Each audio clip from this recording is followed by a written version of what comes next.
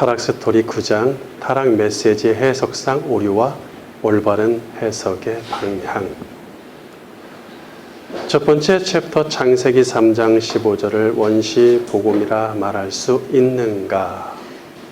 1. 구약에서 복음을 제시하는 방식인 비유와 상징. 우리는 아담의 범죄를 매우 심각하게 생각해야 하고 아울러 범죄의 결과로 주어진 하나님이 주신 메시지까지 신중하고 비중 있게 다루어야 합니다. 14절, 창세기 3장 14절에서 19절 오늘 본문 말씀에 아담의 타락 결과로 주어진 말씀을 타락 메시지라고 칭하겠습니다. 이후에 계속 이 말로 얘기를 할 거예요. 타락 메시지를 문자로만 보면 평이한 이야기이므로 깊이 연구할 만한 가치가 없어 보입니다. 여자들이 임신하는 게 힘들고 자식 낳기 힘들고 남편이 가장이고 다스리고 뱀은 흙 속에서 살고 남자들 일해야 돈 먹고 살 수 있고 이런 내용이잖아요. 그죠? 우리가 일반적으로 아는 그게 무슨 so what 대단한 게 있습니까? 인류 역사가 계속 그렇게 해왔는데 평이하죠. 반면 상징적으로 해석하면 이후에 펼쳐질 구속사가 보이면서 성경 전체와 깊은 연관이 있음을 발견합니다. 올바르게 해석된 타락 메시지는 복음의 필요성을 호소하죠. 그러니까 타락 메시지를 어떻게 읽고 해석하느냐에 따라서 복음의 필요성의 정도가 달라진다는 얘기예요.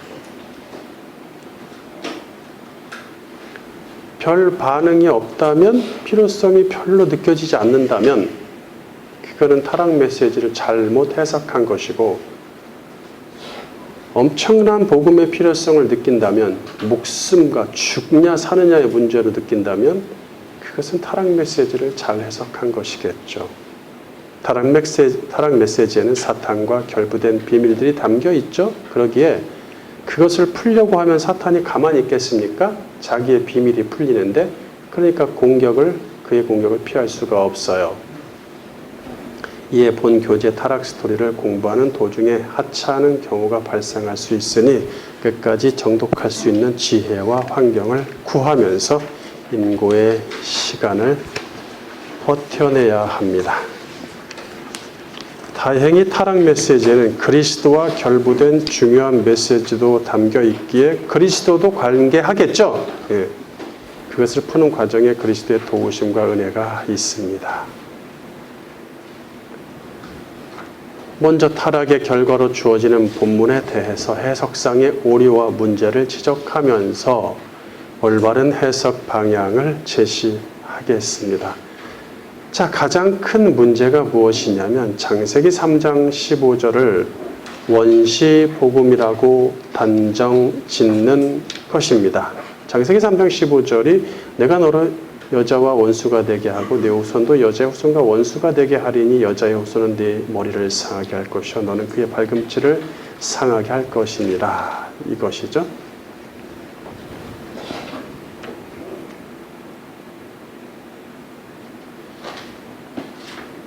다른 것은 그냥 육신의 인생, 인류 역사의 남자, 여자 인생에서 있는 문제들인데 요건 좀 다른 얘기 같아요.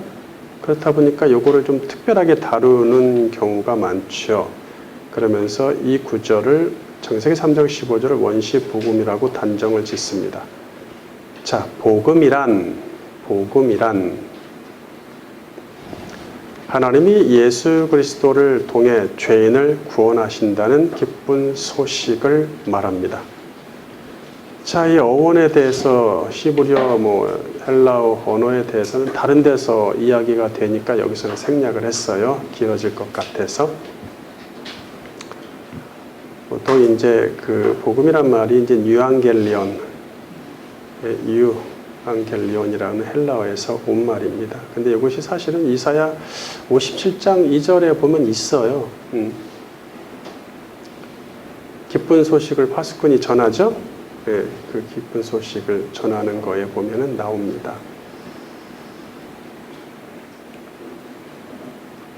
그래서 거기서 바사르라는 동사, 기쁜 소식을 전하다라는 동사가 히브리어로 나오죠. 거기서 유래를 하고 이제 신약 성경에서는 헬라어로 유앙겔리온이라고 얘기를 해요.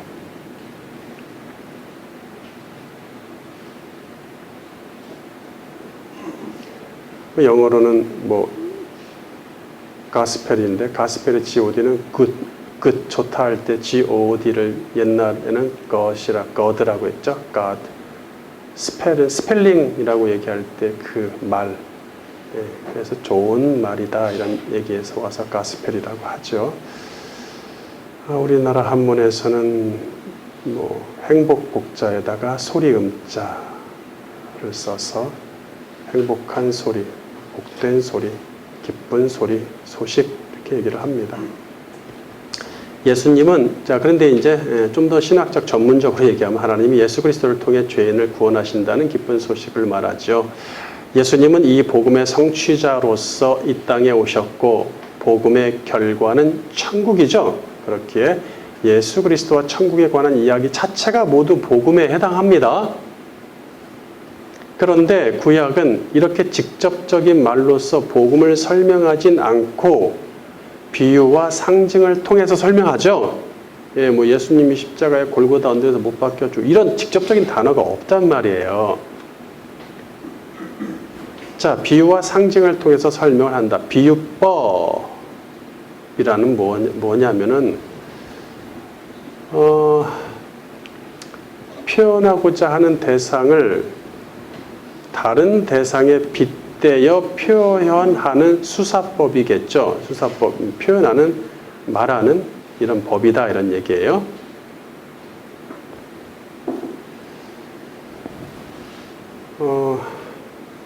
그래서 메타포라고 얘기를 하는데 여기서 표현하고자 하는 본래의 대상을 좀 어렵습니다. 원관념이라 하고 표현하기 위한 수단으로 가져온 다른 대상을 보조관념이라 한다. 그러니까 내가 지금 예를 들어서 우리 옛날에 일제저항시에서 그렇죠? 빼앗긴 들에도 봄은 오는가 다 아시죠? 거기서 예를 들어서 빼앗긴 들은 뭘 상징해요? 우리나라 땅이죠. 빼앗긴 우리나라 땅을 상징하죠. 빼앗긴 들은 보조관념이 되는 거예요. 그리고 원관념은 한국 땅이 되겠죠. 이런 식으로 원래 얘기하고자 하는 것이 원관념이고 그것을 설명을 하고 가져온 거가 보조관념이다 이렇게 생각하시면 돼요. 그게 비유법으로 이렇게 그렇게 설명하는 것을 비유법이다.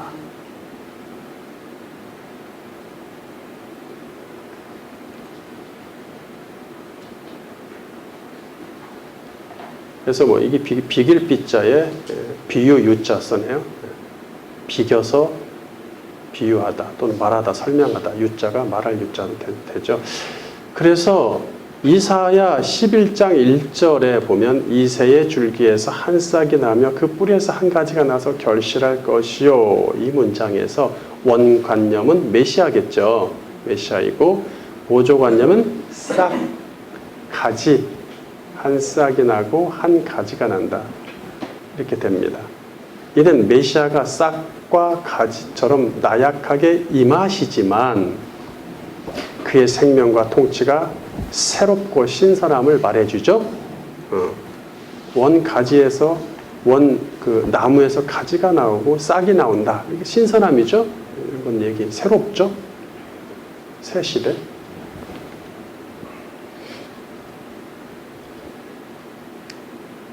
그 다음에 에스겔 34장 23절에 보면 내가 한 목자를 그들 위에 세워 먹이게 하리니 그는 내 종 다윗이라.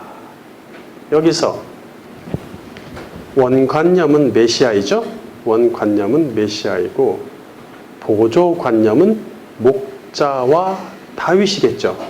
목자와 다윗을 들어서 메시아를 설명하고 있습니다. 그러니까 메시아는 목자가 되어 나약한 양들을 돌보시며 또 다윗 왕처럼 다윗의 제국이 강력했죠. 이스라엘 역사에서 가장 강력했죠. 다윗 왕처럼 강력한 왕권으로, 그리고 팔레스타인의 역사, 가나안 땅 역사에서 또 가장 강력한 제국이었습니다. 다윗 왕처럼 강력한 왕권으로 하나님 나라를 건설함을 말해주고 있어요. 그 다음에 다니엘 2장 35절에 우상을 친 돌은 태산을 이루어 온 세계에 가득하였나이다. 이게 이제 왕이 꾼 꿈을 설명하죠, 다니엘이. 그런데 뭐 발은 뭘로 이루어져 있고, 발목까지는 뭘로 허리까지는 뭘로 이루어져 있고, 막 이런 얘기 하죠. 그러다가 뭐가 날라와요?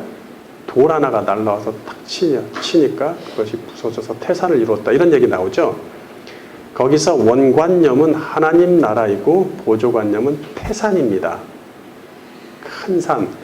이는 태산처럼 강력한 확장성과 영원성을 가진 하나님의 나라를 말해주고 있어요. 누구를 통해서? 메시아를 통해서. 자, 이게 비유법입니다. 그 다음에 상징법. 어차피 이렇게 돌려서 얘기하는 거지만, 숨겨놓고 얘기하는 거지만 좀 차이가 있단 말이에요. 비유법과 상징법은. 비유법 안에서도 여러 가지 법들이 있어요. 통틀어서 다 비유법이라고 하죠. 상징법은 뭐냐? 심볼리즘. 이것은 어떤 상은 형상, 형태상자네요. 그 다음에 징자는 징조할 때 그 징자네요. 어떤 사물의 의미나 특징을 직접 드러내지 않고 다른 사물로만 표현한다는 수사법입니다. 뭔가 말하고 싶은 게 있는데 그 대상을 직접 얘기를 안 합니다. 구약성경이 메시아를 얘기할 때 다 그렇게 하죠. 예, 얘기 안 하고 다른 사물로만 표현하는 거예요. 그러니까 그걸 그냥 문자로만 봐서는 안 된다는 얘기죠. 헛소리 하는 얘기가 된다는 거예요. 얻을 게 없다는 얘기죠. 이게 중요합니다. 상징법. 여기서는 표현하고자 하는 본래 대상인 원관념이 나오지 않아요. 나오지 않기 때문에 뭐 3인칭 남성 단수 이런 것조차 안 나올 때가 많습니다. 그냥 보조관념으로만 설명이 계속됩니다. 예를 들어서 시편 118편 22절에 건축자들이 버린 돌이 집 모퉁이의 머릿돌이 되었나니. 돌, 주어가 돌이고 버린 돌. 그리고 보조관념으로 머릿돌 나오고 뭐 모퉁이돌 또는 머릿돌이 나오고. 여기서 머릿돌이나 모퉁이돌은 사실은 메시아를 상징하죠. 그러니까 그 보조관념들만 나오는 거죠. 그래서 그런 걸 주의하셔야 돼요. 그 다음에 이사야 9장 2절에서 흑암에 행하던 백성이 큰 빛을 보고 에서, 흑암은 사탄이 지배하는 어두운 세상을 상징하죠. 그 다음 빛은 메시아를 상징한단 말이에요. 그러니까 흑암, 빛 이런 걸로 보조관념들 가지고 설명을 하고 있죠. 얘기를 한단 말이죠. 그 다음에 시편 2편 6절에 보면 내가 나의 왕을 내 거룩한 산 시온에 세웠다 에서, 시온은 메시아를 통해 세워질 영원한 왕권과 그 나라를 상징한다 그랬죠? 예.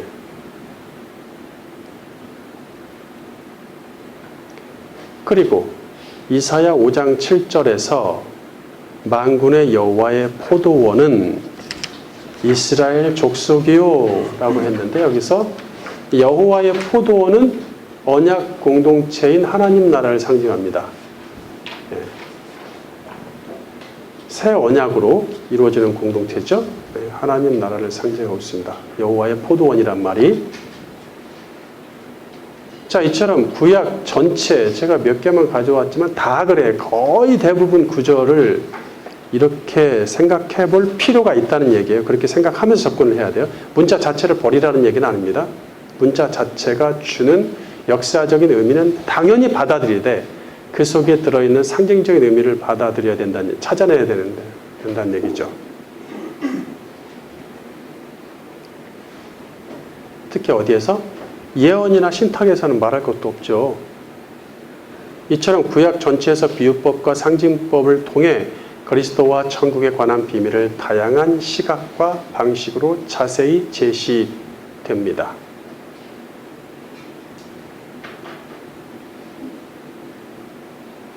이는 주님의 말씀대로 예수님이 그렇게 말씀하시잖아요. 일반 은총을 받는 일반 사람은 알아듣지 못하게 하고 특별 은총을 받은 선택된 사람만이 알게 하시려는 하나님의 의도입니다. 교회 다니는 사람, 안 다니는 사람이 아니에요. 그렇게 하시면 안 돼요. 일반 은총이냐, 특별 은총이냐, 일반 은총에 해당하는 사람이냐, 일반 사람이냐, 특별 은총에 해당하는 선택된 사람이냐, 이 차이예요. 자, 원시복음이라고 할 때 원시란 처음 시작된다는 뜻이므로 원시복음은 인류 최초 또는 성경 최초로 주어진 복음이란 뜻이 되겠죠? 그러면 창세기 3장 15절에서도 복음을 직접적으로 말씀하시지 않고 비유와 상징으로 숨겨두셨습니다. 보세요. 여자의 후손, 물론 원래는 후손보다 씨가 낫지만 째라 그리스도를 상징하고 뱀은 사탄을 상징하죠? 문자 그대로 뭐예요? 가인과 아벨과 셋이 이 뱀이 앞으로 알을 낳았는데 그 뱀들한테 물린다든지 서로 막 싸운다든지 이 뱀의 에덴에 나타났던 그 뱀이 머리에 점이 있더라. 반드시 그 뱀을 잡아야 돼. 그래서 그 뱀이 난 새끼들을 잡겠다. 또는 뭐 그 새끼들이 숨어 있다가 가인, 아벨, 셋을 문다. 이런 내용이잖아요. 문자로 보면 그렇게 해석돼서 되겠습니까? 그렇게 해석하는 사람들은 없죠. 예, 다 상징으로. 그래서 여자의 후손은 그리스도를 상징하고 뱀은 사탄을 상징합니다. 그리스도가 사탄에게 치명타를 가하죠. 예, 치명타를 가한다는 말을 비유를 통해서 여자의 씨가 여자의 후손이 뱀의 머리를 상하게 한다 이렇게 말씀하신다는 얘기예요. 여자의 후손이 씨는 아직은 얘기하지 않는 게 좋겠네.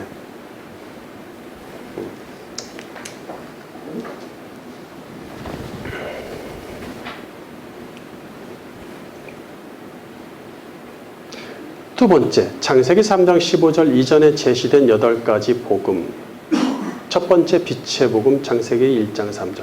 창세기 3장 15절을 성경 최초로 주어진 원시 복음이라고 보기 어려우니 비유법과 상징법으로 3장 15절 이전에 최소 8번의 복음이 주어졌기 때문입니다. 어차피 3장 15절도 지금 뭐예요? 비유와 상징으로 얘기를 하잖아요. 사람들이 원시 복음이라고 거기서 복음을 찾아내려면 비유법과 상징법을 적용해야 된단 말이죠. 그러면 창세기 3장 15절 이전에 창세기 1장에서 2장까지도 비유와 상징을 통해서 보면은 복음이 널려 있다는 얘기죠. 자, 첫째, 1장 3절에 암흑의 세상에 빛이 존재케 하심으로써 성경 최초로 빛의 복음이 제시되었습니다. 엄밀히 말하면 이 구절이 원시복음에 해당하겠죠? 창세기 1장 3절 하나님이 이르시되 빛이 있으라 하시니 빛이 있었고. 첫째 날에 암흑의 세상에 존재케 하셨던 빛은 예수 그리스도를 상징합니다. 첫 창조된 세상에는 반드시 물리적인 빛의 에너지가 필요하듯 그분의 백성에게는 반드시 그리스도라는 영적인 빛의 에너지가 필요합니다. 빛은 예수 그리스도 다가 아니라 예수 그리스도를 상징한답니다. 예. 제가 항상 이 부분에서는 그걸 꼭 얘기하고 강조하죠. 빛이 예수 그리스도다. 예수님이 피조되었다라고 주장했다고 어떤 사람이 일러 바쳐가지고 제가 좀 곤욕을 먹은 적이 있는데 예수님은 암흑의 세상에 빛으로 오셔서 우리에게 구원의 빛을 비추십니다. 마지막엔 천국에서 영원히 그분의 빛을 받으며 살게 되죠. 두 번째, 형상의 복음. 창세기 1장 27절에 사람을 하나님의 형상으로 창조하심으로써 형상의 복음이 제시됩니다. 창조주는 당신을 사람을 당신의 형상으로 만드셔서 당신의 영과 감정과 성품을 담게 하시죠. 이 사실만으로도 사람에겐 가장 영광스러운 복음이 아닐 수 없습니다. 이게 복음이 아니면 뭐가 복음이야 도대체? 그러니까 창조 스토리에 보면은 그것을 자세히 다 설명하고 있어요. 제가 각주로 다 달아줬어요. 창세기 1장 7절이 왜 복음인지 교재 창조 스토리 상권의 22장 하나님의 형상 회복 프로젝트를 참조하라 이렇게 다 8번의 창세기 2장에 나오는 복음의 메시지가 왜 복음인지 전부 창조 스토리에 다 설명을 자세히 하고 있어요. 자, 읽어주세요. 창세기 1장 27절 하나님이 자기 형상 곧 하나님의 형상대로 사람을 창조하시되 남자와 여자를 창조하시고 그뿐 아니라 그렇게 존귀한 인격체로 만든 당신과 닮은 꼴의 사람과 교제하길 원하신다는 얘기죠. 비록 아담의 범죄로 그분의 형상이 기능 상실하고 교제하기 어렵지만 당신의 아들 예수님을 보내셔서 자기 백성을 죄에서 구원하심으로써 그분의 형상이 회복되게 하시죠. 마지막엔 형상 회복이 완성되어 천국에서 영원히 함께 사랑하며 살게 됩니다. 세 번째, 안식의 복음. 창세기 2장 2절에 일곱째 날에 안식하심으로써 안식의 복음이 제시됩니다. 하나님은 일곱째 날에 만드시던 작업을 그만 중지하심으로써 일곱째 날과 안식의 개념을 세우셨죠. 이날에 당신의 백성 육체를 위해 살던 삶을 중지하고 창조주 하나님을 만나 교제케 하십니다. 창세기 2장 2절 하나님이 그가 하시던 일을 일곱째 날에 마치시니 그가 하시던 모든 일을 그치고 일곱째 날에 안식하시니라. 이후 안식일, 안식년, 희년은 창조주 하나님을 기억하고 그분과 깊은 교제를 통해서 영혼의 쉼을 얻는 날로 정하시죠. 비록 아담의 범죄로 이 땅에서는 진정한 안식을 얻지 못하지만 예수 그리스도를 믿는 우리는 천국에서 영원한 안식을 누립니다. 복음이 아니에요?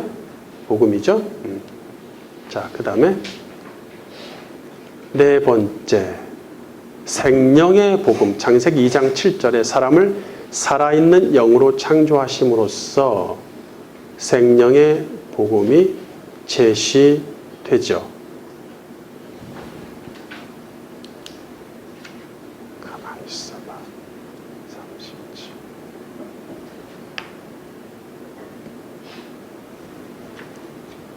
각주 37번 창세기 1장 27절이네요. 7절이 아니라 27절이네요.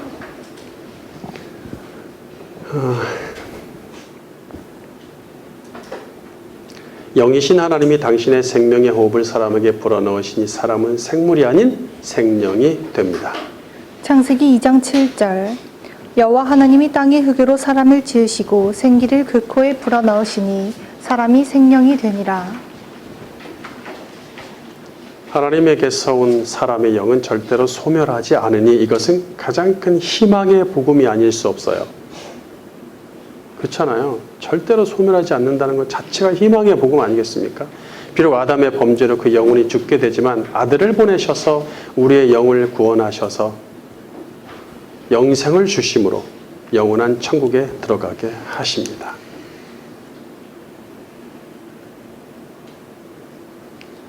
아들을 보내셔서 우리의 영을 구원하시고 영생을 주심으로써 천국에 들어가게 하신다.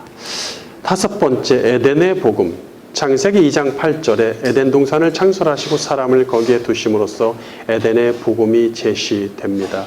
하나님은 아름다운 낙원인 에덴 동산을 창설하시고 아담이 기쁨을 만끽하며 살게 하셨죠. 창세기 2장 8절 여호와 하나님이 동방의 에덴에 동산을 창설하시고 그 지으신 사람을 거기 두시니라.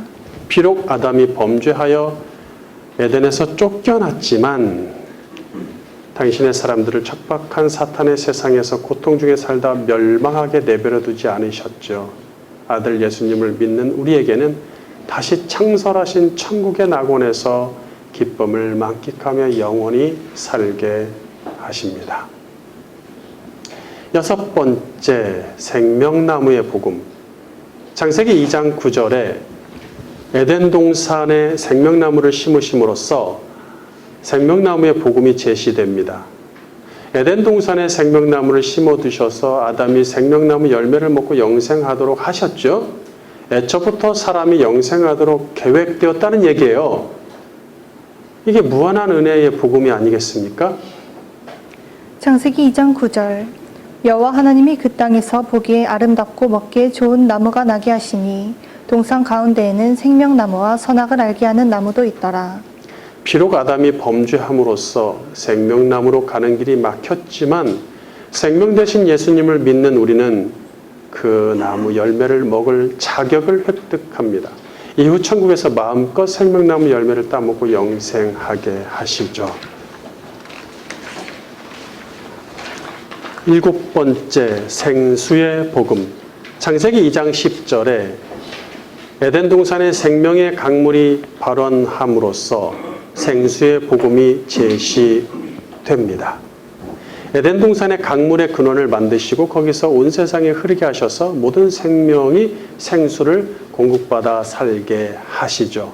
물을 통해 사람의 생명력을 비롯해 사람에게 필요한 동식물의 생명력까지 유지하게 하심은 사람을 향한 하나님의 크신 배려와 사랑 아니겠습니까?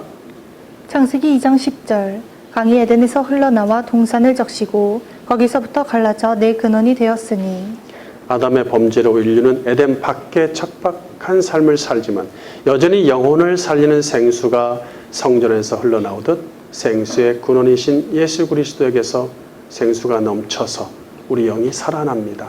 이후 천국에서 에덴의 강물이 넘쳐 흘러 그 생수를 마음껏 마시며 영생하게 하시죠. 여덟 번째, 이시이샤의 복음. 창세기 2장 24절에 사람을 이시와 이시아로 연합하게 하심으로써 이시이샤의 복음이 제시됩니다. 하나님은 사람을 이시와 이시아, 즉 남자와 여자로 창조하셔서 둘이 합하여 한 몸이 되게 하시죠. 이 육적 관계를 통해서 영적 관계인 하나님과 그 백성의 사랑을 배우게 하신다는 얘기예요. 창세기 2장 24절 이러므로 남자가 부모를 떠나 그의 아내와 합하여 둘이 한 몸을 이룰지로다. 비록 하나님과 백성의 러브스토리는 실패했지만 당신의 아들을 이시로 보내시고 이시아인 교회와 정혼하게 하시고 러브스토리를 다시 시작하십니다. 이후 그리스도의 신부로 준비된 우리는 천국의 혼인잔치에 들어가서 영원히 살게 하십니다. 자, 이 8가지 복음입니까? 아닙니까? 복음이죠? 다 상징적으로 해석한 거잖아요. 창세기 3장 15절처럼. 우리는 뭐 그냥 쭉쭉 읽고 넘어갔지만 처음 보는 사람들은 매우 의아해할 것이기 때문에 창조 스토리 책 전체가 이걸 설명하고 있어요. 이 8가지를 다. 두 번째 챕터, 창세기 3장 15절을 원시 복음이라고 단정 지음으로써 나타나는 오류들. 첫 번째 오류, 창세기 1장에서 2장까지 이미 제시된 복음들을 등한시한다. 우리가 지금까지 8가지 읽었잖아요. 창세기 3장 15절을 원시 복음이라고 단정 지음으로써 몇 가지 오류가 나타납니다. 첫째, 창세기 1장에서 2장까지 제시되었던 복음들을 발견하지 못하고 간과하게 만듭니다. 그러니까 3장부터 복음이 제시되니까 3장 15절만 복음이라고 말한다면 창세기 1장에서 2장의 창조 기사를 너무도 가볍게 여긴 처사겠죠. 창세기 3장 15절 내가 너로 여자와 원수가 되게 하고 내 후손도 여자의 후손과 원수가 되게 하리니 여자의 후손은 내 머리를 상하게 할 것이요 너는 그의 발꿈치를 상하게 할 것이니라.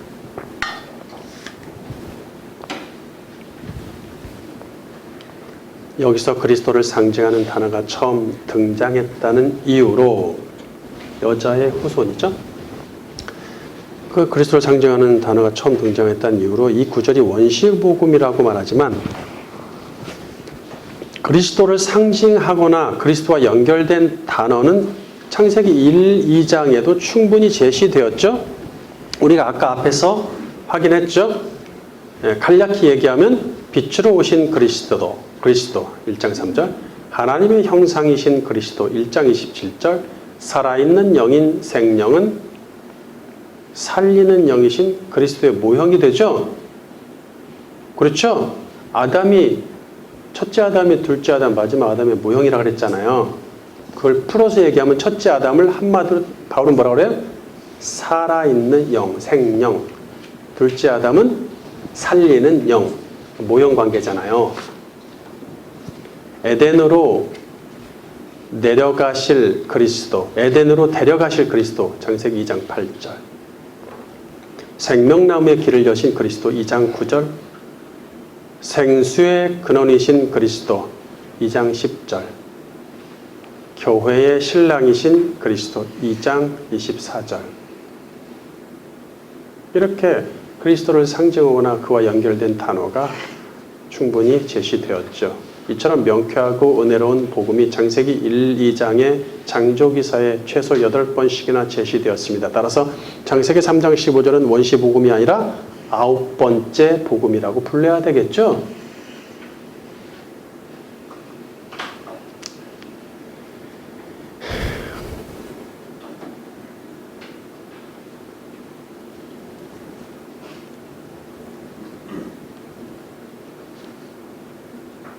두 번째 오류. 타락 메시지가 주는 풍성한 교훈을 얻지 못하게 제한한다. 창세기 3장 15절을 원시 복음이라고 단정 지음으로써 나타나는 두 번째 오류는 타락 메시지가 주는 풍성한 교훈을 얻지 못하게 제한한다는 것입니다. 타락 메시지에 해당하는 14절에서 19절에는 앞으로 인류 역사에서 펼쳐질 역사적 흐름과 구속사의 핵심까지 담겨 있죠. 그런데 15절만, 이 중에서 특별히 15절만 원시 복음이라고 해서 중요시하다 보니까 다른 구절은 등한시하는 결과를 낳습니다. 다른 구절들은 다 이렇게 문자적으로만 보니까 여자가 애 낳을 때 힘들고 남자가 돈 벌려면 땀 흘려야 되고 이런 거 교회에서 뭐하러 얘기하겠어요? 당연한 거니까 이거 얘기를 아예 안 합니다. 근데 창세기 3장 15절은 얘기를 하죠. 그러니까 거기만 중요시하다 보니까 다른 구절은 등한시하는 결과가 생긴다는 얘기예요. 14절과 또 16절에서 19절이 없다면 15절은 의미가 없어요.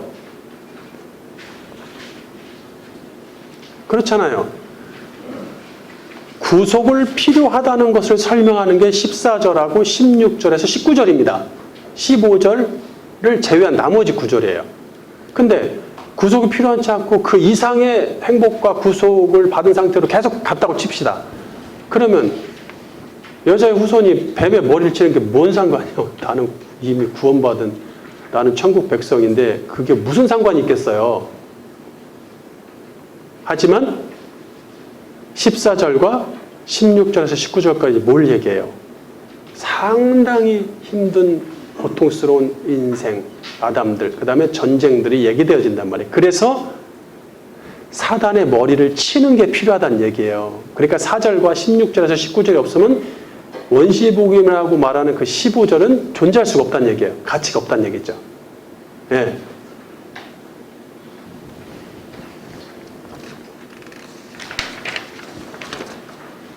이는 비단 타락 메시지 전체에 해당하는 문제가 아니라 타락 메시지 14절에서 19절만 해당하는 문제가 아니라 15절 하나만 갖고도 문제예요. 그 안에서도 풍성한 교훈을 깨닫지 못하게 제한하는 오류가 나타난다는 얘기예요. 즉 여자의 후손인 그리스도가 사탄의 머리를 상하게 한다는 메시아에만 집중하다 보니 15절에 담겨있는 다른 메시지들을 등한시한다는 얘기죠. 15절은 두 계열의 수장인 그리스도와 사탄의 전쟁 선포입니다. 네. 동시에 전쟁이 있어야 뭘 승리하는 사람이 나타나고 패하는 사람이 나타날 거 아니야. 승전과 패전 뭐가 있을 거 아니에요. 그러니까 전쟁이 먼저 선포되는 게 먼저란 얘기예요. 더 중요하다는 얘기죠. 그리스도와 사탄의 전쟁 선포이며 동시에 두 계열에 속한 사단의 세력들과 하나님의 백성의 전쟁 선포를 예고하고 있습니다. 수장의 전쟁도 있지만 그 수장에게 속한 백성들의 전쟁도 있다는 얘기죠. 물론 그리스도가 사탄의 머리를 상하게 하셔서 승리하지만 사탄과 그의 세력이 완전히 진멸하는 것이 아니에요. 완전히 진멸하겠다 이런 말 있어요? 없어요. 머리를 상하게 한다고 그래. 상하게. 이런 단어를 일부러 쓴다는 얘기죠. 그러니까 부분적으로 타격을 입고 기능이 제한된다는 것이죠. 세 번째 오류. 창세기 3장 15절을 원시복음이라고 단정 지음으로써 나타나는 세 번째 오류는 창세기 3장 15절만 상징적 의미로 해석하고 다른 구절들은 문자적 의미로 해석한다는 것입니다. 이미 제가 몇 번 얘기를 했어요. 그렇게 하는 기준이 어디서부터 왔는지는 알 수 없지만 해석자들은 약속이라도 한 듯 그렇게 해석을 한단 말이죠. 타락 메시지의 어떤 구절은 상징적으로 해석하고 어떤 구절은 문자적으로 해석해야 한다는 기준은 없습니다. 타락 메시지 전체는 한날 한시에 똑같이 주어진 하나의 예언이죠. 따라서 전체를 문자적으로 해석하든지 아니면 상징적으로 해석하든지 선택해야 됩니다. 앞서 15절만 복음으로 보고 이전에 8개의 1, 2장에 있었던 8개의 구절에서 복음을 발견하지 못하는 이유도 8개의 구절을 문자로만 봤기 때문이죠. 네. 특별히 타락 메시지 같은 예언이나 신탁은 문자로만 봐서는 절대 안 됩니다. 반드시 상징적인 의미를 찾아야겠죠. 15절을 문자 그대로 보면 에덴에 나타났던 짐승 뱀이 여자와 원수지간이 되고 그 새끼 뱀들도 여자의 자식들과 원수지간이 된다는 말이에요. 또 여자의 자식이 가인과 아벨과 셋이 짐승뱀의 머리를 상하게 하는 대신 짐승뱀은 여자의 자식의 발꿈치를 상하게 한다는 말이 되겠죠? 이거 문자로 이루어졌어요? 안 이루어졌어요? 그런 일 없었어요? 이렇게 되면 이 구절은 에덴에서 문제를 일으켰던 그들만의 싸움이 되기에 이루어졌던 말든 우리하고는 상관이 없죠. 성경 전체와 그리스도와 우리와도 상관없는 말씀이 됩니다. 그래서 해석자들은 이 구절을 문자적으로 보지 않고 상징적으로 해석하는 것을 당연시 한단 말이에요. 자, 이렇게 15절을 상징적으로 해석할 것 같으면 나머지 구절도 상징적으로 해석해야 합니다. 15절 외의 구절도 문자 그대로 보면 에덴에 살았던 짐승 뱀과 아담과 여자의 문제로서 15절 외의 구절을 얘기하는 거예요. 문자로 보면 14절과 16, 19절까지 이걸 보면 에덴에 살았던 짐승 뱀과 아담과 여자의 문제로서 그리스도와 성경과 우리와 아무런 상관이 없어요.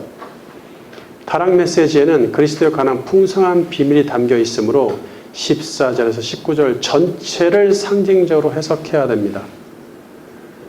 우리가 당연히 그렇게 생각하겠지만 그렇게 하는 책을 해석자를 찾기가 매우 어렵습니다. 매우 어렵기 때문에 이렇게까지 자꾸 얘기하는 거예요. 물론 이런 구절들을 심각하게 다루지도 않지만 잘 다루지도 않지만 자, 우리는 심각하게 다뤄야 돼요. 세 번째 챕터 타락 메시지의 특징과 받는 대상들의 관계성. 물론 뭐 내용은 많지만 어렵지 않아서 쭉쭉 합니다. 우리가 워낙 잘 기초를 튼튼히 해놨기 때문에 타락 메시지의 특징과 받는 대상들의 관계성. 첫 번째, 타락 메시지의 4가지 특징. 타락 메시지를 받는 대상은 뱀, 여자, 아담, 땅입니다. 그런데 이들에게 예언의 메시지를 주시는 형식과 내용이 매우 특이하죠. 첫째 특징은 땅이 타락 메시지를 받는 대상에 포함됩니다. 갑자기 땅은 살아있는 인격적 존재도 아니고 아담아 이번 타락 사건이라는 것은 창세기 3장 1절에서 13절까지 창세기 3장 1절에서 13절까지 뱀과 여자와 아담을 통해 발생한 일련의 사건을 얘기합니다. 통틀어서 타락 사건이라고 얘기할게요. 이번 타락 사건에서 잘못한 것이 있습니까? 땅이? 따라서 이 대상들이 정확히 무엇을 상징하는지를 찾아서 뭔가가 있다는 얘기죠. 상징을 찾아서 상징적인 해석을 해야 한다는 과제가 생기죠. 둘째 특징은 타락 메시지의 문자만 보면 각 대상에게 육적, 물리적 형벌을 가하는 것처럼 보입니다. 이는 죄를 지은 그 사람이 심판을 받는다는 성경의 사상에 따라 에덴에 존재했던 그들에게만 적용할 형벌이어야겠죠. 예. 아버지가 신포도를 먹었다고 아들의 이빨이 시지 않는다 그랬어요. 그러니까 자기 죄에 자기가 멸망한다. 형벌을 받는다. 그러니까 뭐 뱀하고 아담하고 여자가 나와 있으니까 뭐 그들이 벌 받으면 되겠죠. 잘못했으니까. 어떻게 누가 이렇게 해석하죠? 유대인들이 이렇게 해석한다 그러죠. 정확히. 우리와는 상관없이. 하지만 우리는 타락 메시지를 모든 인류에게 적용하죠. 우리 기독교는 다 적용합니다. 이에 본문을 상징적으로 해석해야 한다는 과제가 또 생깁니다. 문자로 봐서는 얘기가 안 되니까. 셋째 특징은 하나님은 뱀, 여자, 아담, 땅에게 각자 따로따로 메시지를 주시지 않고 둘씩 묶어서 주십니다. 즉 뱀과 여자를 묶으시고 여자와 남편을 묶으시며 아담과 땅을 묶으십니다. 따라서 이둘의 관계성을 염두에 두고 타락 메시지를 해석해야 한다는 과제가 생기겠죠. 예, 둘의 어떤 관계인가, 이 관계가 왜 계속 지속되는가, 성경에서 계속 지속되고 있거든요. 둘의 관계가. 그 다음에 네 번째 특징은 잘못은 여자와 아담이 했는데 저주는 뱀과 땅이 받죠. 이는 우리의 상식과 기준을 깨면서 악을 행한 자가 저주를 받는다는 인과응보의 법칙을 무색하게 만듭니다. 이런 모든 특이사항은, 네 가지의 특이사항은 타락 메시지가 예사롭지 않다는 것을 말해주므로 단순히 문자로만 봐서는 안 된다는 과제가 생깁니다.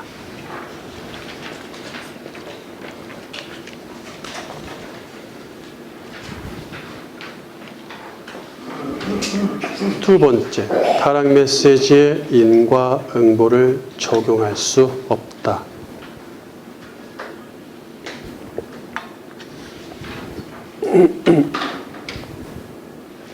사람들은 타락 메시지를 문자적으로 해석함으로써 에덴의 뱀과 여자와 아담은 악을 행했으므로 그 대가로 벌을 받아야 마땅하다는 인과응보의 법칙을 말합니다.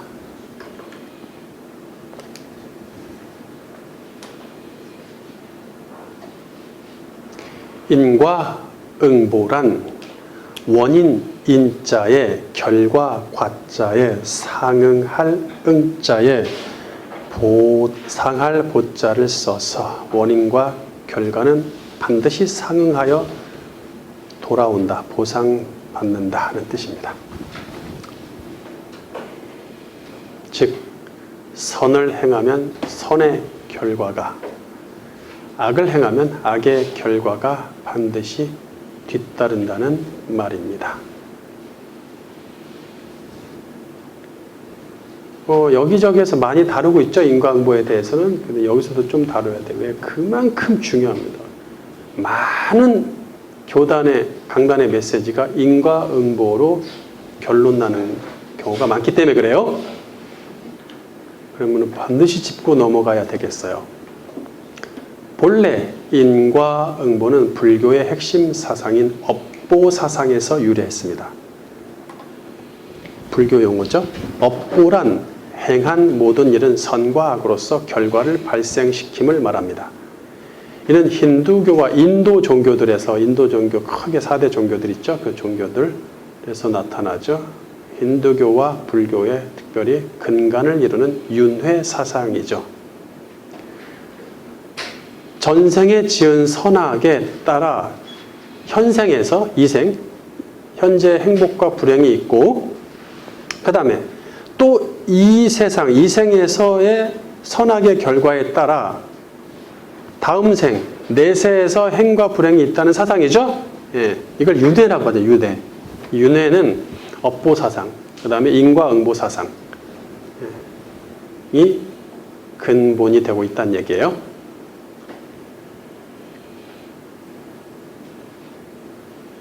업보, 인과응보를 줄이면 업보예요. 같은 얘기죠.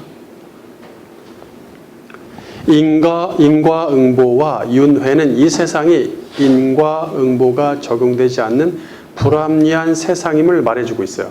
이런 이야기를 불교는 만들어낸 종교잖아요. 불교에 신이 없어요, 신이. 태초부터 존재하는 그 창조자 신이 없습니다. 절대자 신이 없어요. 사람으로부터 시작됐죠. 석가가 사람이었죠. 네, 사람으로부터 시작돼서 사람인 우리가 신이 될 수 있다. 신일합일설. 우리가 신의 경지에 도달할 수 있다. 그러면 우리가 신이다. 이게 불교 사상입니다. 그러니까 네가 하기에 달렸다 이거죠. 불교의 근본을 아셔야 돼요. 우리나라에 많은 사람들이 불교인이기 때문에 여러분들 좀 아셔야 됩니다. 여러분 주변에 불교인들이 있어서 그들을 전도해야 될 때 알고 하셔야 되는 것이죠. 그것을 해탈의 경지라고 하죠.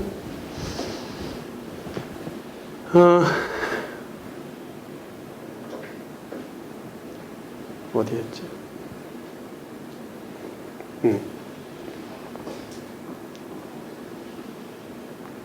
그러니까 인과응보와 윤회를 얘기하는 이유가 뭐예요? 그거를 보면 우리가 무엇을 알아차릴 수 있어요? 아, 이 세상이 인과응보로 적용되지 않는 불합리한 세상이구나 라는 걸 말해주는 거죠. 그래서 그러한 세상을 만들고 싶었던 거죠. 그래서 불교가 생겼다고 생각하시면 됩니다.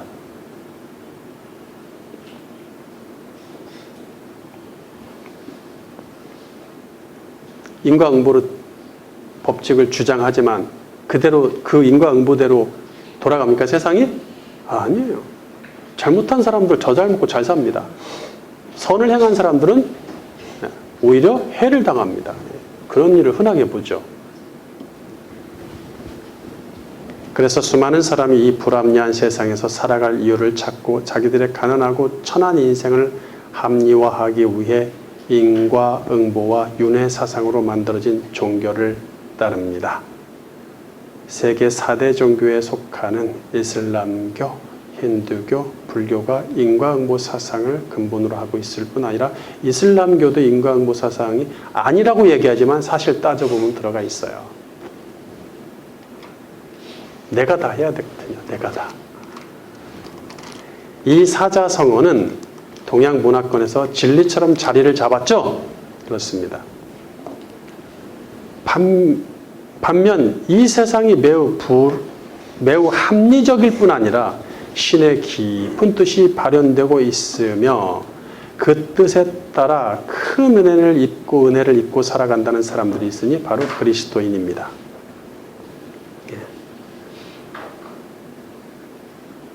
불합리하게 돌아가는 것이 합리적인 거예요. 그 의미를 아셔야 돼요. 왜 그렇게 얘기할 수 있는지. 하나님이 다 허락하셨기 때문에 그래요.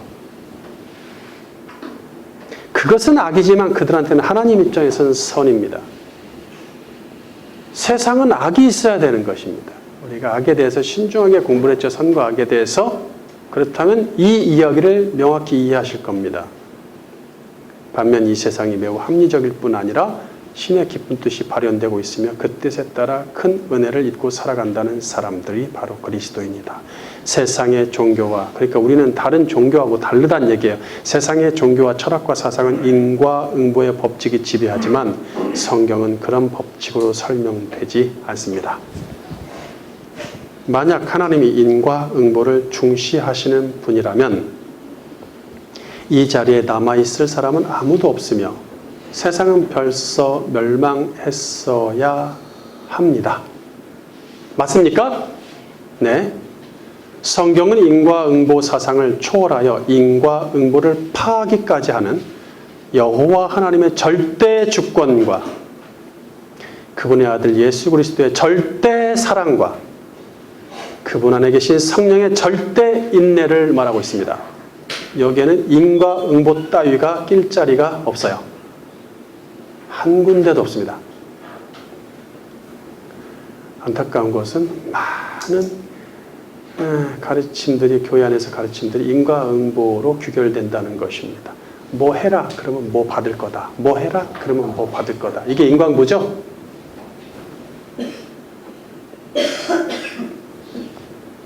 첫 창조된 세상의 인류 역사에서 최초 발생한 사건을 가지고 성경의 시작부터 인과응보의 사상을 적용하다 보니 이후의 모든 성경을 인과응보의 사상으로 바라보는 오류가 나타납니다. 그거 아니야 라고 해서 책을 하나까지 만들어낸 게 욥기서죠.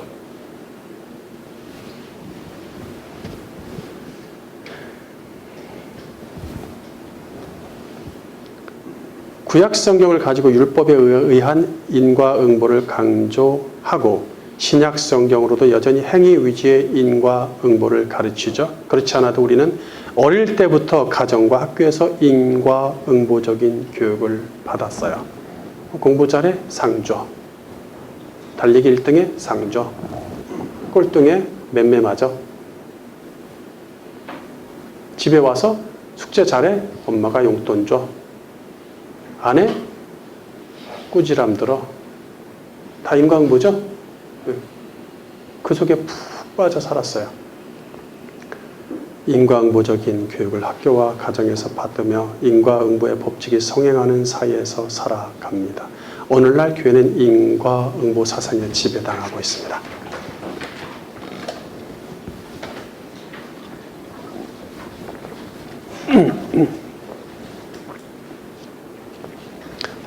자, 뱀과 땅은 처음부터 어떤 명령이 주어지지 않았으므로 뱀한테 너 에덴 동산에 들어가지 말지니라 금지 명령 주셨어요? 땅한테 너는 그 문제의 그 나무를 절대 열매 맺지 못하게 할지니라 뭐 이런 얘기 했어요?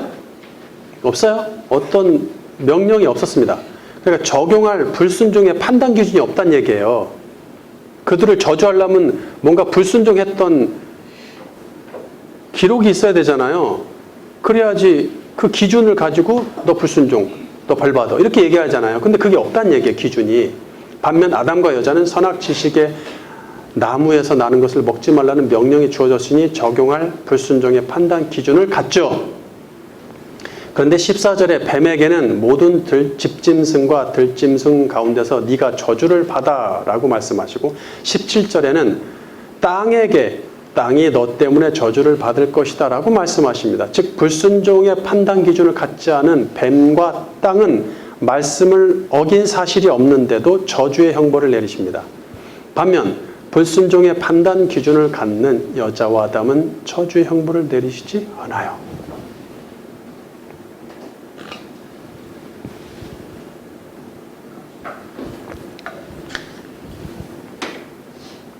따라서 타락 메시지를 문자적으로 해석한다든지 인과응보 법칙을 적용한다면 오히려 혼란만 가중될 뿐입니다. 잘못은 여자와 아담이 했는데 저주는 뱀과 땅이 받는 것만 보더라도 인과응보 사상은 아예 버리고 시작해야 되겠죠. 세 번째, 메시지를 받는 대상들의 관계성. 첫 번째 관계성, 뱀과 여자의 관계성. 타락 메시지를 올바르게 해석하기 위해서 각 대상의 관계성을 확립할 필요가 있습니다. 첫째, 뱀과 여자의 관계성을 보겠습니다. 타락 스토리를 여는 창세기 3장은 뭐로 시작하죠? 뱀과 여자의 대화로 시작합니다. 뱀은 아담에게 접근하지 않고 여자에게 접근했죠?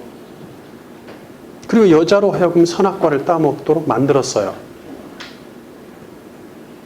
이에 맞춰 뱀과 여자를 묶어서 타락 메시지도 주시네. 그리고 근본적으로 둘은 적대 관계로 단정 지으시죠. 본문 14절 여호와 하나님이 뱀에게 이르시되 내가 이렇게 하였으니 내가 모든 가축과 들의 모든 짐승보다 더욱 저주를 받아 배로 다니고 살아있는 동안 흙을 먹을지니라.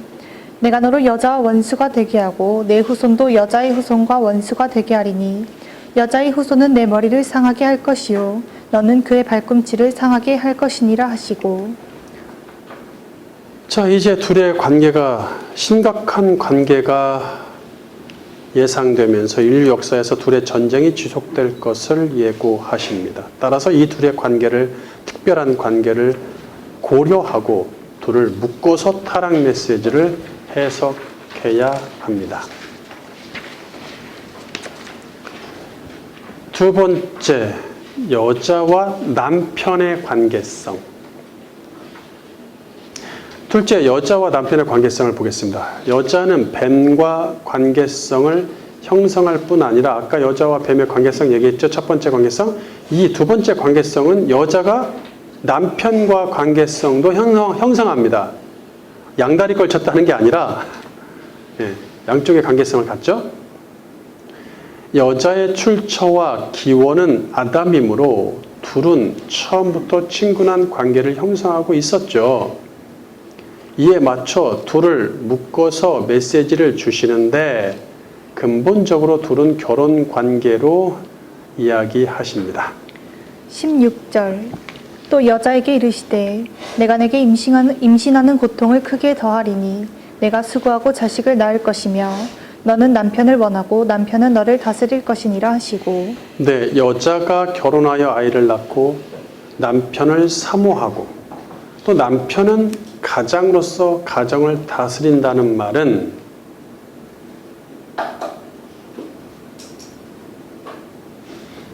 옛 시대의 일반적인 통념으로 여겨집니다.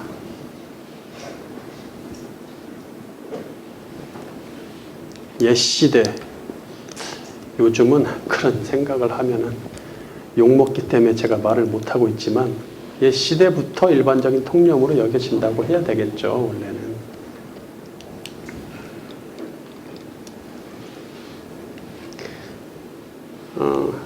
지금은 아기를 고통으로 낳을 필요가 없는 세상이 됐기 때문에 원하면 언제든지 아기를 가질 수 있어요. 여기서 여자와 아담이 부부이니 뭐 둘의 관계성은 당연한 거 아니냐, 뭐 이렇게 당연한 걸 갖고 얘기하시냐 라고 말씀하실 수 있지만, 자, 아담에게 주신 타락 메시지를 보면 이후에 여자와 결부된 예언이 없습니다.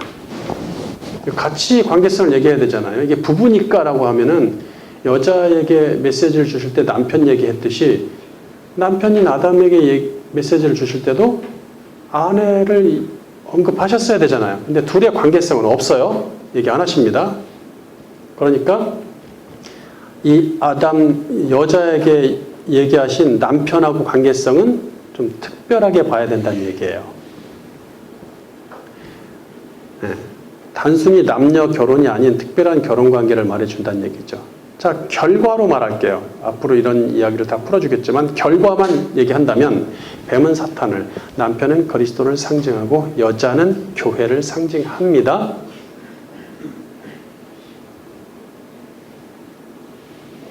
왜 그런지는 많은 장을 할애해서 다 설명할 거니까 뱀은 사탄을, 남편은 그리스도를, 여자는 교회를 상징합니다.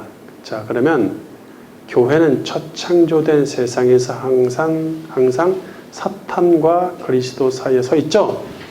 뱀과 남편, 여자를 놓고 뱀과 남편이 양쪽에 있단 말이에요. 그렇죠? 그 뱀과의 관계성이 첫 번째 관계성이었죠. 남편과의 관계성이 두 번째 관계성이었죠. 이 둘의 관계성을 갖는 거예요. 가운데 여자가 양쪽에 뱀과 남편을 놓고. 근데 이 뱀은 누구예요? 사탄. 이 남편은 그리스도. 사탄과 그리스도 사이에 뱀이 있다는, 아니, 여자가 있다는 얘기죠? 예. 네. 교회는 첫 창조된, 교회는 여자가 교회라 그랬죠? 여자인 교회는 첫 창조된 세상에서 항상 뱀인 사탄과 남편인 그리스도 사이에 서 있다. 교회는 사탄과의 적대 관계를 통해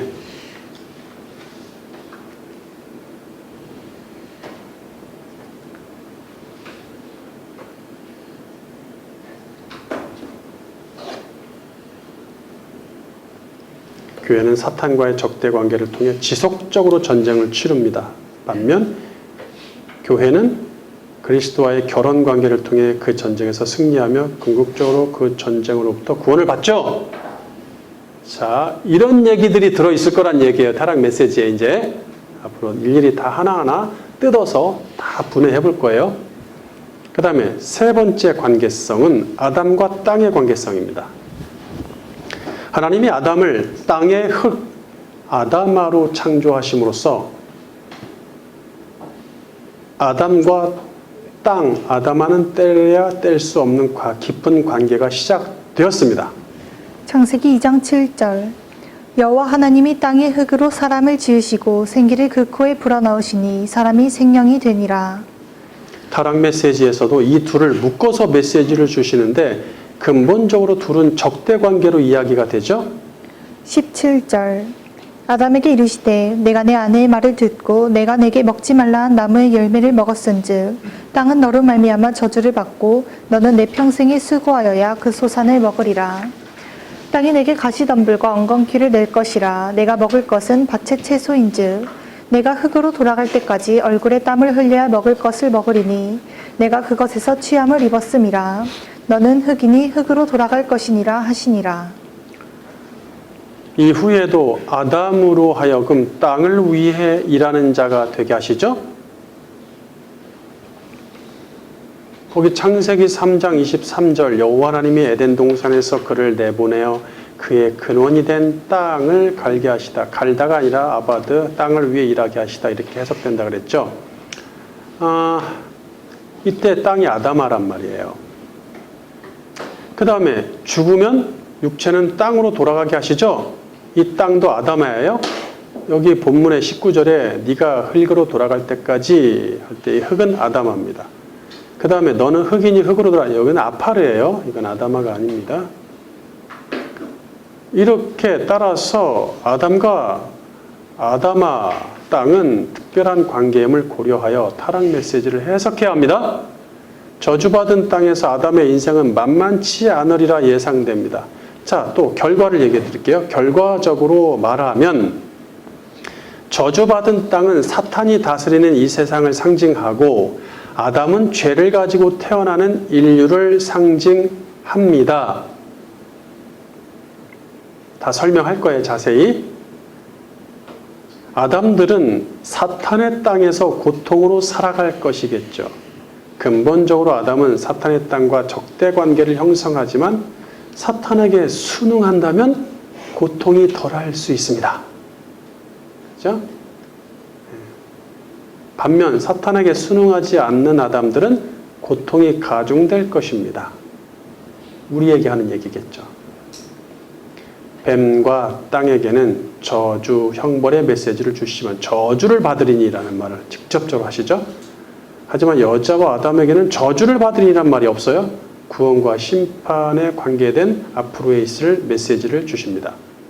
이 모든 메시지를 올바르게 해석하려면 세 가지 관계성을 염두에 두어야 되겠죠. 어떤 관계? 뱀과 여자의 관계, 여자와 남편의 관계, 그 다음에 물론 아담이겠지만 아담과 땅의 관계.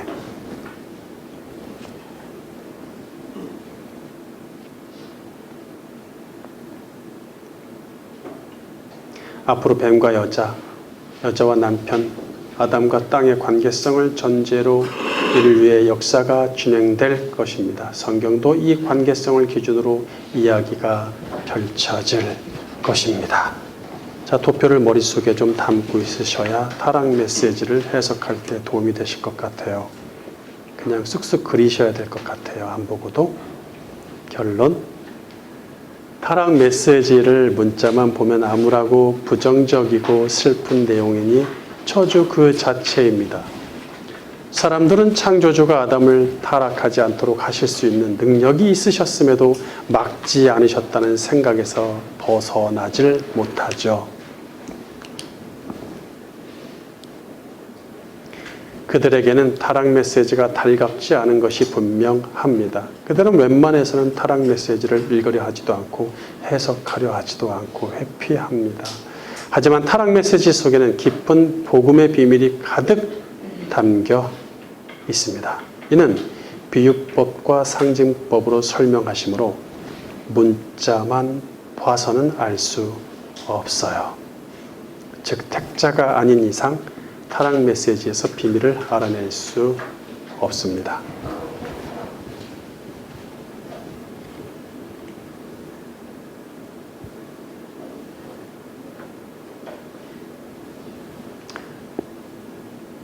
앞으로 타락 메시지 한 단어 한 문장을 풀어갈 것을 생각하니 큰 기대가 크죠.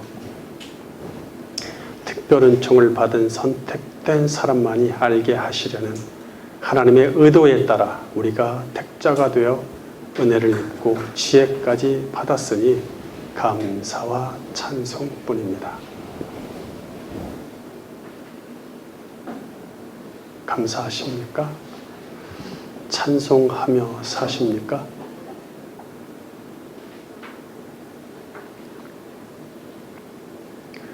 평상시에도 좀 찬송을 하세요. 주일날만 와서 하시지 말고. 바빠서 찬송할 시간이 없다. 매우 염려스럽습니다. 교제, 타락 스토리와 함께하는 동안 깨닫게 되는 비밀을 통해서 넘치는 감격을 체험하고 그리스도와 천국을 충만히 누리기를 주님의 이름으로 축원합니다.